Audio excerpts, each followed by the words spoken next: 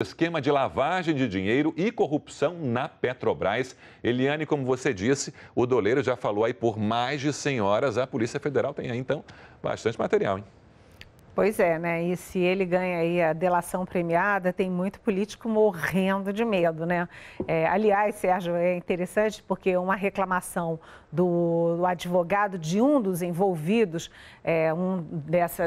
dessa área de empreiteiros aí, acabou provocando uma saia justa entre o Supremo Tribunal Federal e a Justiça Federal do Paraná. O ministro do Supremo, Teori Zavascki, questionou o juiz federal Sérgio Moro, que comanda as investigações lá no Paraná, sobre a acusação do advogado do executivo da empreiteira Egevix. Esse envolvido é o Gerson Almada. E o advogado dele alega que o juiz teria escondido os nomes dos políticos citados só para manter a competência da Justiça Federal no Paraná e evitar que o caso subisse para o Supremo. Lembrando aqui que os políticos com mandato, como é o caso de deputados, eles têm fórum privilegiado e só podem ser julgados pelo Supremo, não podem ser julgados pelo juiz lá do Paraná. Bem, aí o juiz Moro respondeu hoje a essa alegação de que ele estava querendo esconder os políticos para não subir nada para o Supremo. E aí o juiz Moro fez um despacho para o ministro Zavascki, dizendo que a tese do advogado é fantasiosa, a palavra é dele, fantasiosa. Segundo o Moro, a Operação Lava Jato não envolve crimes de corrupção de agentes políticos, mas envolve sim crimes em licitações, crime de lavagem de dinheiro e crime de corrupção de agentes não políticos, mas agentes da Petrobras. O Moro disse ainda, textualmente, que a intenção de orientar os réus a não falar de políticos visou a preservar a autoridade da Suprema Corte, que decretou sigilo sobre esse conteúdo específico dos políticos na delação premiada do ex-diretor Paulo José Costa. Esse diretor da Egevix, que reclamou, o Gerson Almada, está com 20 milhões de reais bloqueados, mas ele não precisa se preocupar, porque pelo menos outros 6 milhões estão sendo liberados pelo juiz, porque excedem o total exigido no bloqueio.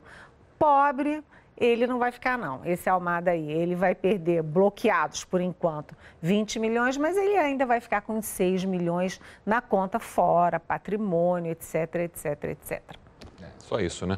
Agora, já são 4 reclamações, hein, Eliane, no Supremo Tribunal Federal, questionando a competência do juiz Sérgio Moro, e o ministro Teori Zavascki diz que vai ouvir a opinião do Procurador-Geral da República sobre esse caso.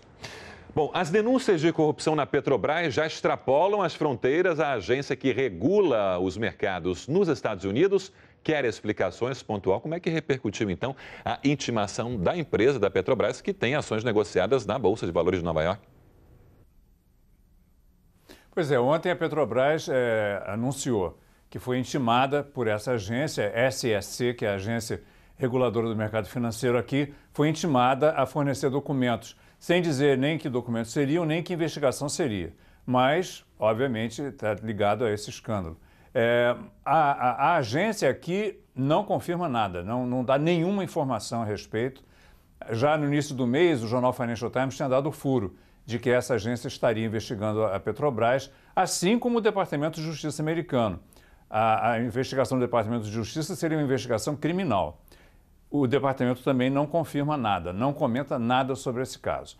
Agora, a agência Reuters, que é uma agência importante, né, está dizendo que essas investigações, confirmando que estão acontecendo essas investigações, tanto da agência SEC quanto do Departamento de Justiça, mas com um detalhe de que essas investigações começaram no início do ano, muito antes do Lava Jato, ou seja, provavelmente, isso a Reuters não diz, provavelmente por causa da usina de Pasadena, né, que envolve investimentos da Petrobras nos Estados Unidos.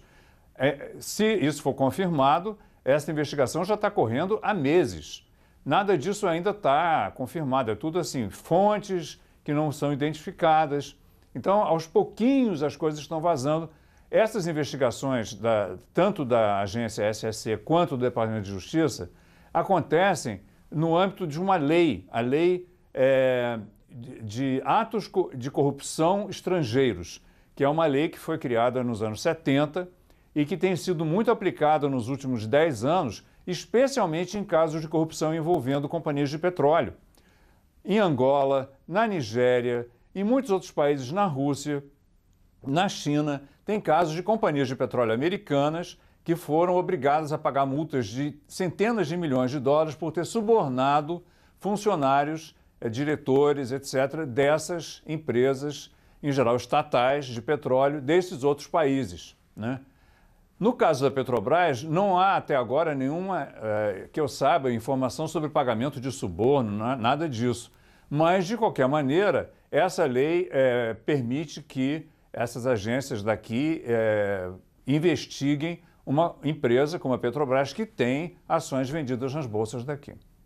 E, de qualquer maneira, mostra aí que a Petrobras está no foco aí das atenções, não só do Brasil, mas também do exterior, nos Estados Unidos em especial. Eliane, levantando o dedo aí.